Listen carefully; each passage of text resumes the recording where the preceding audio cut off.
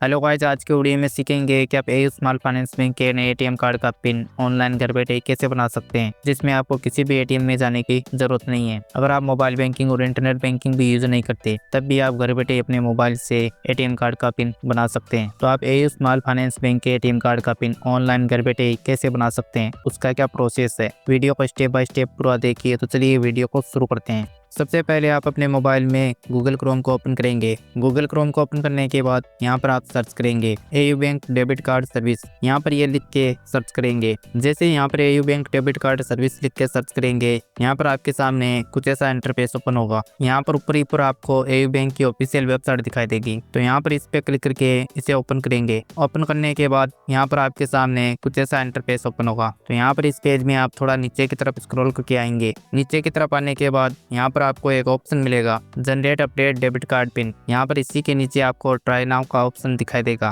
तो यहाँ पर इस ट्राई नाउ के ऑप्शन पे क्लिक करेंगे। जैसे ट्राई नाउ के ऑप्शन पे क्लिक करेंगे, यहाँ पर कुछ लोडिंग देगा। तो यहाँ पे थोड़ी देर वेट करेंगे। वेट करने के बाद यहाँ पर आपके सामने नेक्स्ट पेज ओपन होगा। अब यहाँ पर आपको ऊपर लिखा हुआ मिलेगा, इंटर योर मोबाइल नंबर। यहाँ पर आपको अपना मोबाइल नंबर इंटर करना है। मोबाइल नंबर वही इंटर करेंगे जो आपके बैंक अकाउंट में रजिस्टर है। तो यहाँ पर आप अपना मोबाइल नंबर सही से इंटर करेंगे। मोबाइल नंबर इंटर करने के बाद यहाँ पर नीचे एक चेक बॉक्स बना हुआ है। इस चेक बॉक्स को टिक मार्क लगाएंगे। टिक मार्क लगाने के बाद यहाँ पर नीचे आपको गेट ओटीपी का ऑप्शन दिखाई देगा। इस पे क्लिक करेंगे। क्लिक करने के बाद अब आपके रजिस्टर मोबाइल नंबर पे बैंक की तरफ से एक ओटीपी आएगी। अगर आपके मोबाइल नंबर पे आपको ओटीपी नहीं मिली है, तो यहाँ पर रिसेंड ओटीपी का ऑप्शन मिलेगा। इस पे क्लिक करके आप ओटीपी दोबारा मंगवा सकते हैं। अब यहाँ पर जो ओटीपी आई आपके मोबाइल नंबर पे, वो ओटीपी यहाँ पर आप सही इंटर करेंगे। ओटीपी इंटर करने के बाद कंफर्म पे क्लिक करेंगे। जैसे कंफर्म पे क्लिक करेंगे, अब यहाँ पर आपके सामने आपका एटीएम कार्ड आपको दिखाई देगा और यहाँ पर ही आपके एटीएम कार्ड के